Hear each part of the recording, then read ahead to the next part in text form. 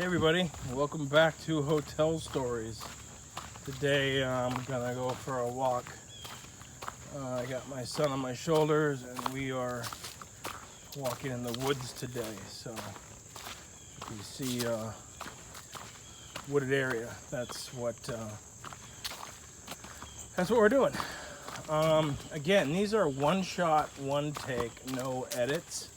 So it is what it is. These stories are from memory, as best as I can remember them. A lot of them were a long time ago, 2005, 2006, so over 15 years ago. I'll start with stories from the beginning of my career and go up, and they get more intense and more salacious as my career went on, because I wasn't living my best life at that time, and I will get into this trip there. I will get into that a little bit further on as the stories continue, and then I don't know, my channel might spin off into something else. I will reveal what these things were that caused my life to take such a drastic turn, but the entire time my life took a drastic turn, I still remained gainfully employed in some pretty lucrative jobs within hospitality. Not every single job was in hotels, but was within the realm of guest services, customer service, things like that. I was never really frontline hospitality. I got into management pretty quickly. So the stories get even better as I go to handle larger issues and things like that. So, a subscriber commented that they wanted to hear the Saudi royal family lost and found story, so that's what I'm going to tell now. Okay, so Saudi royal family is checking out. They were supposed to be there 4 months. The majority of them were. Many of them stayed behind. They have like a forward team and then like a team that kind of cleans up afterwards and things like that, or like settles their final affairs and all that. So the folio itself wasn't checked out for like 6 months. And a lot of the rooms remained checked in even though they were completely vacant. It was crazy, the logistics behind all of it. But on the final day, when it was finally over, accounting was getting ready to check out the rooms in the computer system and all of that, it was the overnight security guard's duty to go through every single room that was on the Saudi royal family account that was still checked in and clear the room. That means you're looking for physical people that still might be hanging out, and then any possessions of any value that housekeeping wouldn't throw away or something belongs to the hotel. So he does that assignment, and I was the one to give him that assignment, because security ran through the front desk during the after hours. They didn't really have a manager on duty, and sometimes the security guards were just I don't know, kind of weirdo guys. Anybody who works overnight shift is already kind of not they're typically introverted, from my experience anyway, gamer types. They're not vampires, but very kind of vampire-esque. They're people that don't want to go out during the daytime. Maybe they're nocturnal or whatever. But so yeah, people on the shift with me were always kind of very interesting.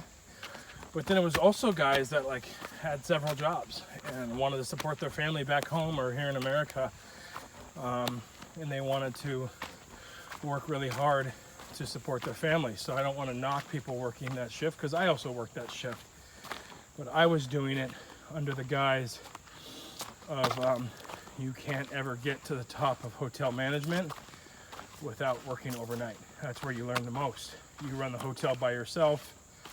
You learn the financial transactions. You learn everything there. So and you kind of get to manage yourself. And you learn what it's like to be tired all the time while still having to put your best foot forward and smile. And you also see most of the crazy stuff. That's where a lot of these stories come from. 11 p.m. to 7 a.m. overnight at a luxury hotel.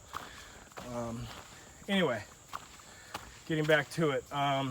So the security guard was actually not, a weirdo type guy. He was a really nice, kind of good-looking, tall Mormon guy. You could just tell he was like a good soul and like a good old boy kind of. Not a good old boy in the sense of like a guy from the South, but just somebody who was like wholesome and like well-to-do, well-meaning.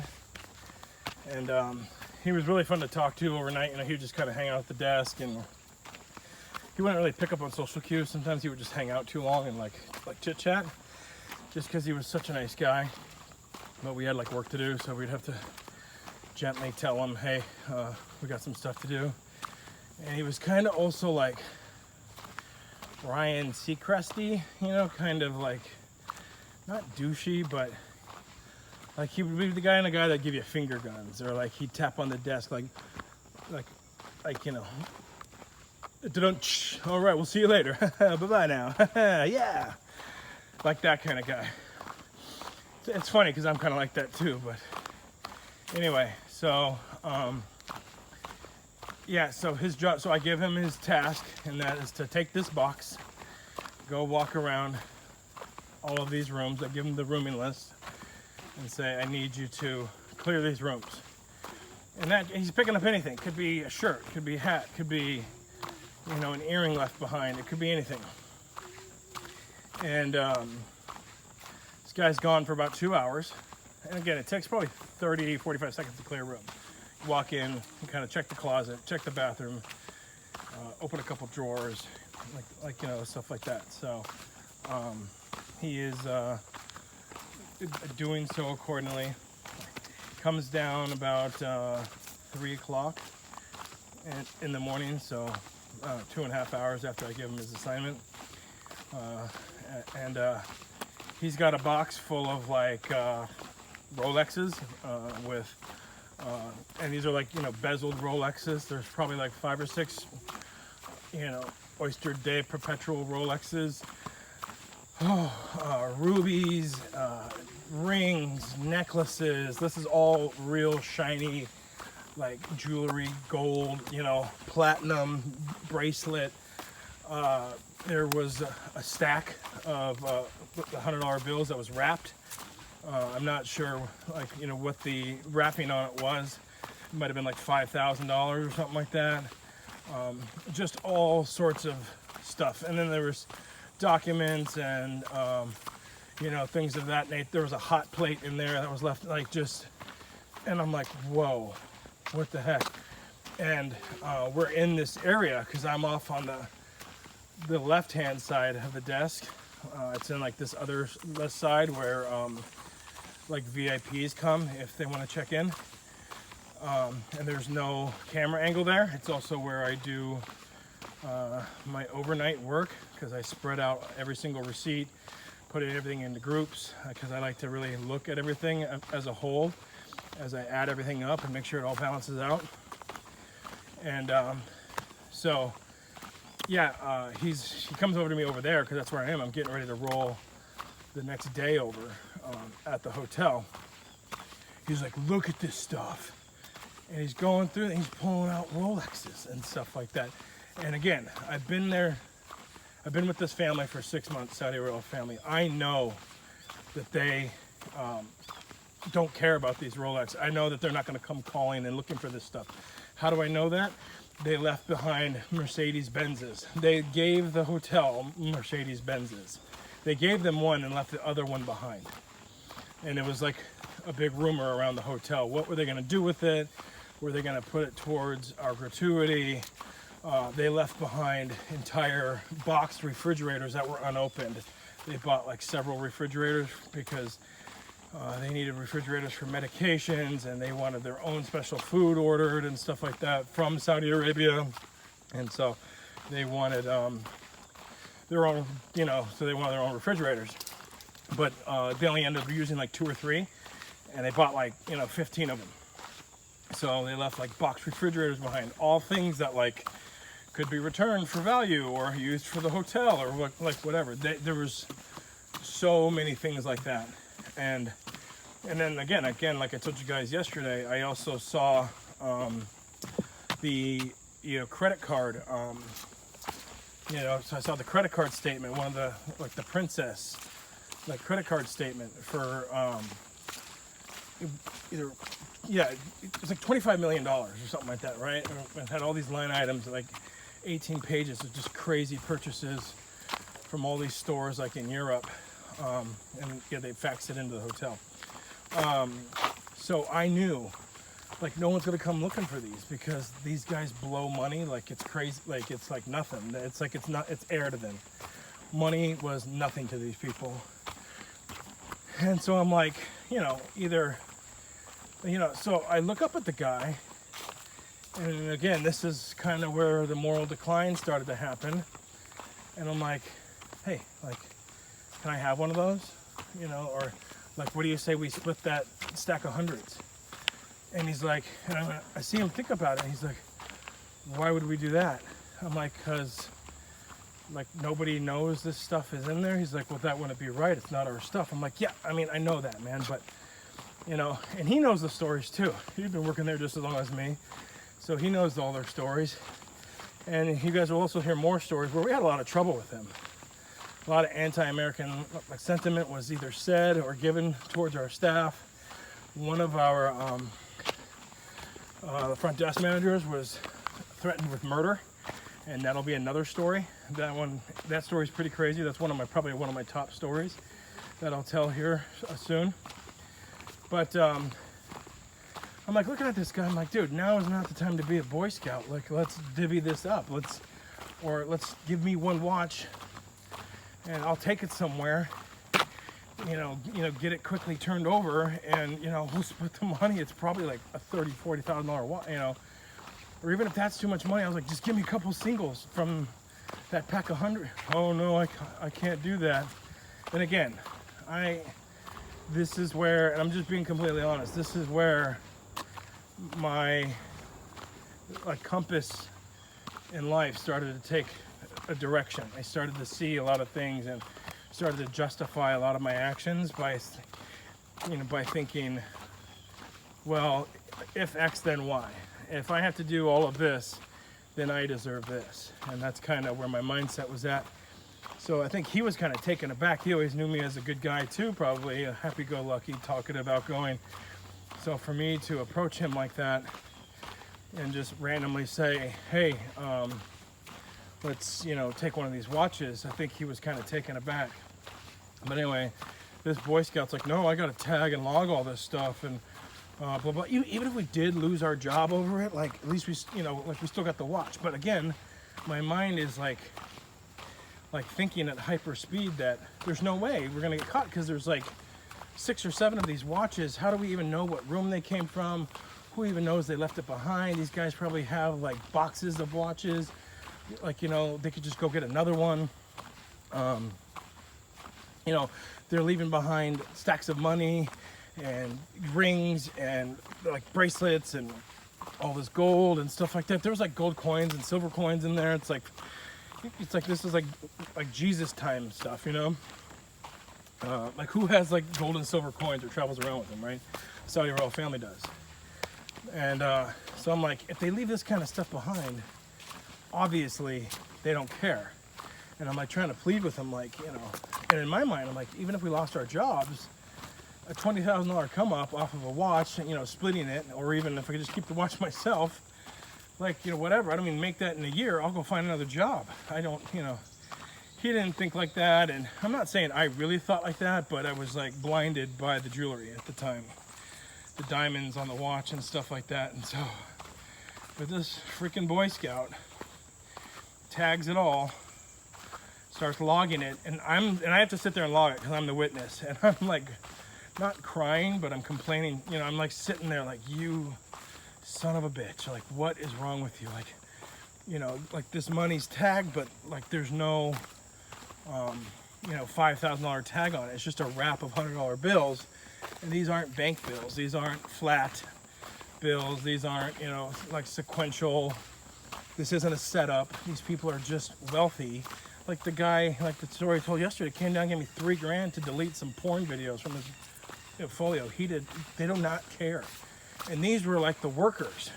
Like the workers of the Saudi royal family have that kind of that mad money, fuck around money. Do you know what I mean? So like they, you know, these people don't care and they have access to all the wealth in the world.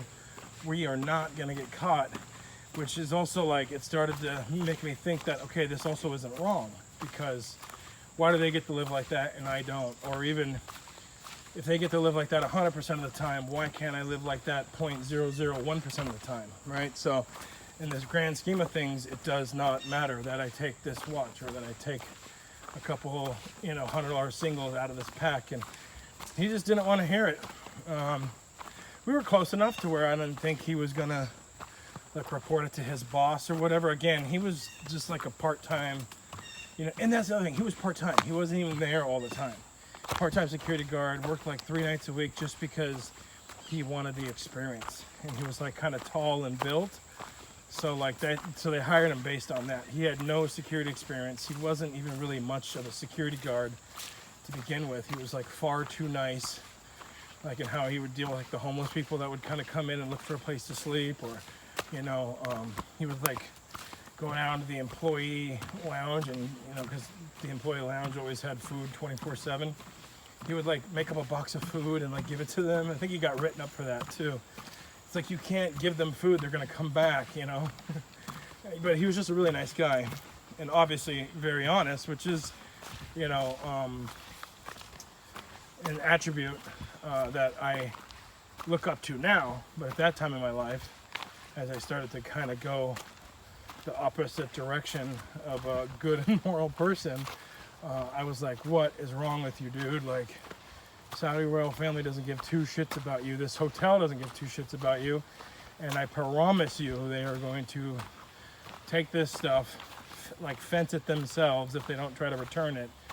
And they're either going to take it as an asset, or maybe they'll break it down and put it into our gratuity fund. And that was the thing. The royal family would not like gratuitize us whatsoever while we were there, or while they were there. Everything was supposed to come at the end. The gratuity would come at the end, and it would get split up amongst everybody.